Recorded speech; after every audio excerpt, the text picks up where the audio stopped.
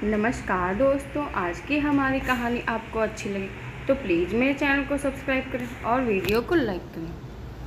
प्रतिभा ने मनीष के लिए चाय लाकर मेज़ पर रख दी और चुपचाप मेज़ के पास पड़ी कुर्सी पर बैठकर केतली से प्याले में चाय डालने लगी। मनीष ने प्रतिभा को झुके हुए मुख पर दृष्टि डाली। लगता था वह अभी अभी रो रही थी। मनीष रोजाना ही प्रतिभा को उदास देखता है। वैसे प्रतिभा रोती बहुत कम है। वह समझता है कि प्रतिभा के रोने का कारण क्या हो सकता है, इसलिए उसने पूछकर प्रतिभा को दोबारा रुलाना ठीक नहीं समझा।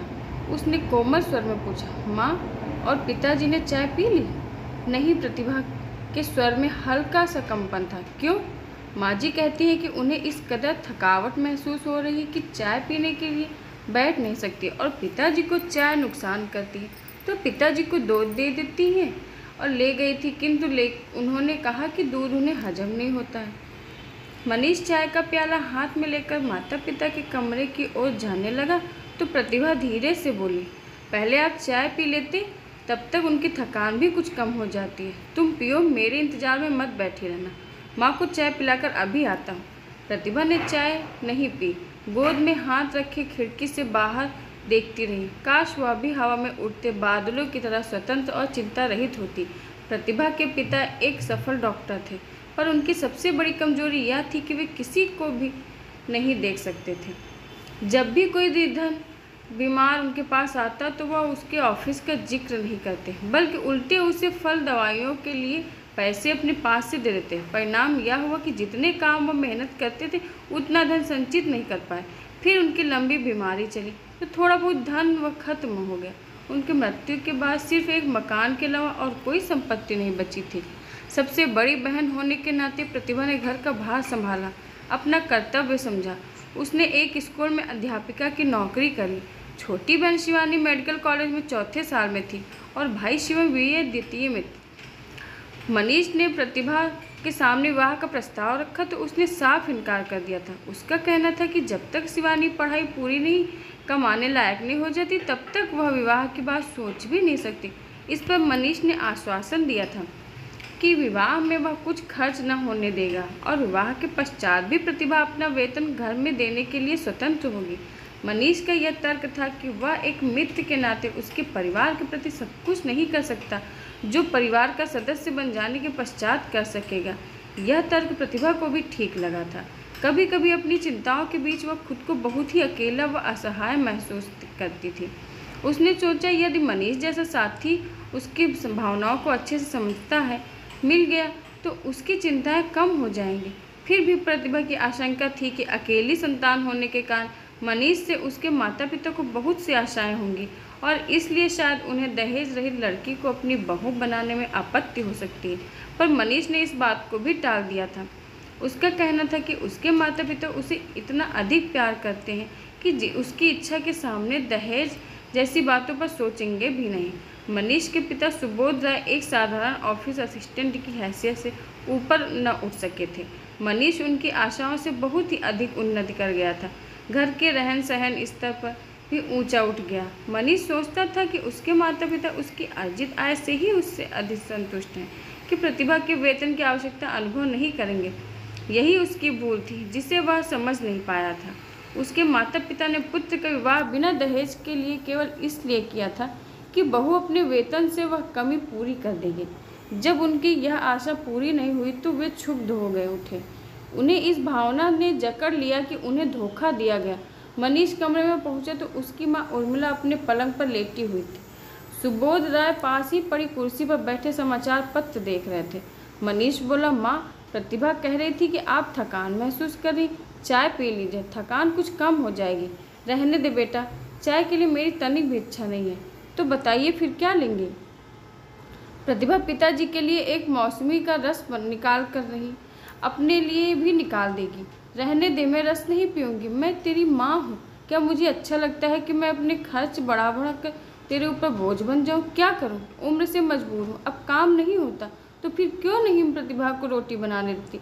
वह तो कहती है कि सुबह आप दोनों के लिए पूरा भोजन बनाकर स्कूल जा सकती। कैसी बातें कर रहा है? मनीष 7 बजे का खाना बनाकर 12 बजे तक बासी नहीं हो जाएगा?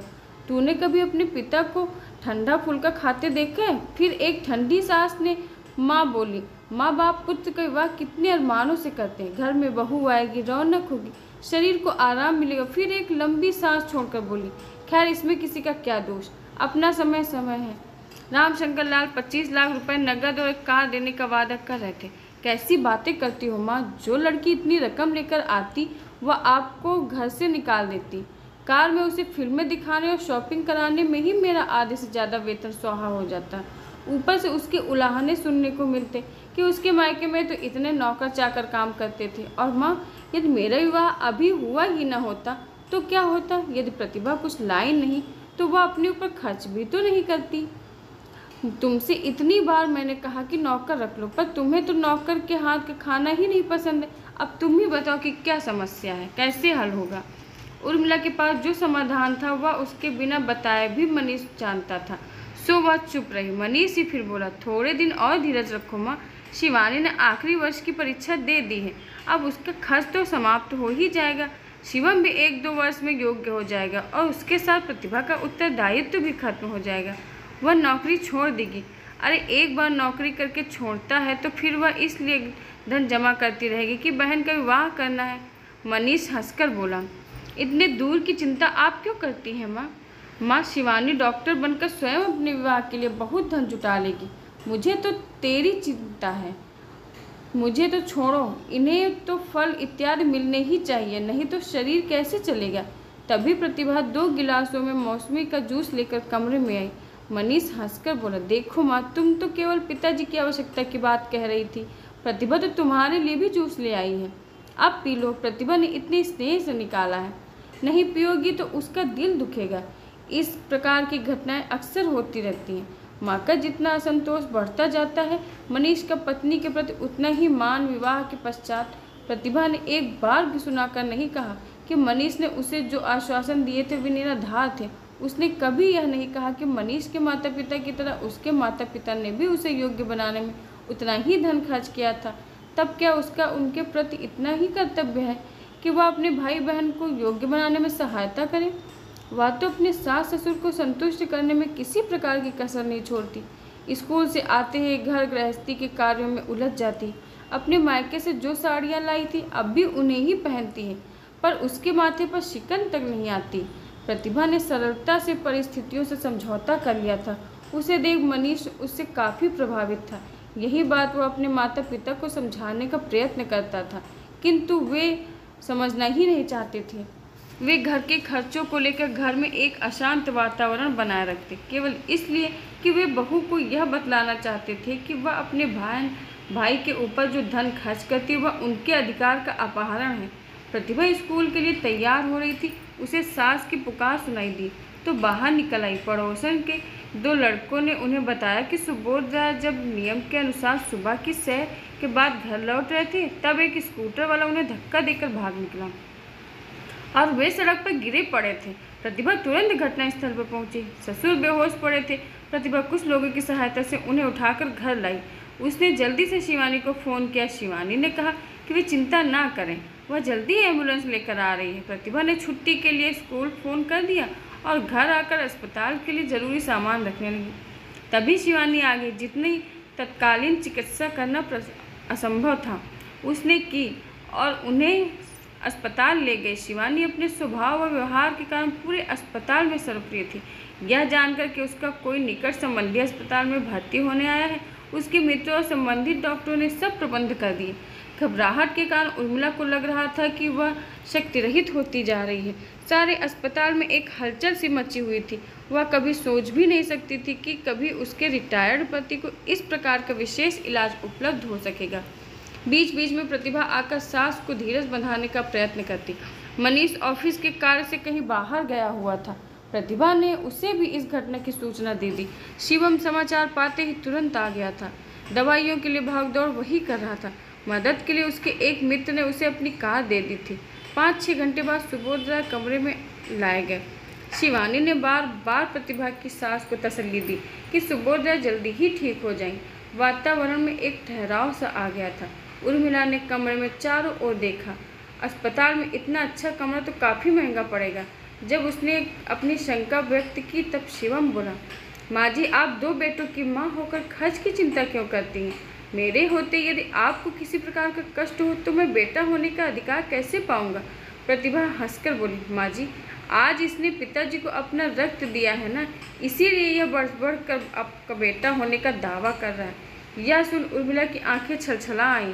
वे सोच रही थी कि यदि प्रतिभा ने बहन की पढ़ाई में सहायता न की होती तो क्या आज शिवानी डॉक्टर होती और क्या उसके पति को ये सुविधाएं मिल पाती?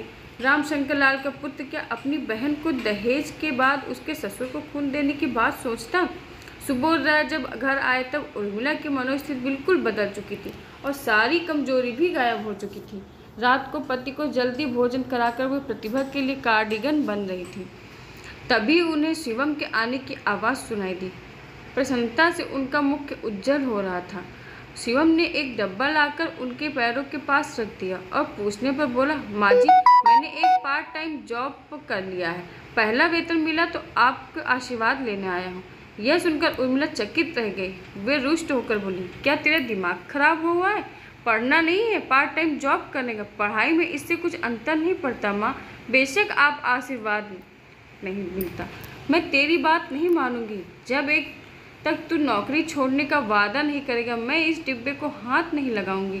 और माँ जी, आप तो जीजा जी से भी ज़्यादा धमकियाँ दे रही हैं। चलिए, मैंने आपकी बात मान ली, अब शीघ्र डब्बा खोलिए, शिवम ने आतुरता से कहा। डब्बा खोला तो उर्मिला स्तब्ध रह गई और डबडबाई आंखों से बोली, पगले, मैं बुढ़िया यह साड़ी पहनूंगी? अपनी जीजी को देता ना, पहले माँ फिर बहन। अच्छा माँ जी, अब जल्दी से आशीर्वाद दे दो। और शिवम ने उर्मिला का हाथ अपने सिर पर रख लिया। उर्मिला हंसे बिना न रह सकी। तू तो बड़ा शातिर है, आशीर्वाद लेने के भी रिश्वत देता है। तुम सब भाई बहन सदा प्रसन्न रहो और दूसरों को प्रसन्नता में रखो, मैं तो यही कामना करती हूँ। आशा करती हूँ दोस्तों आपको हमारी कहानी पसंद आई होगी। धन्यवाद।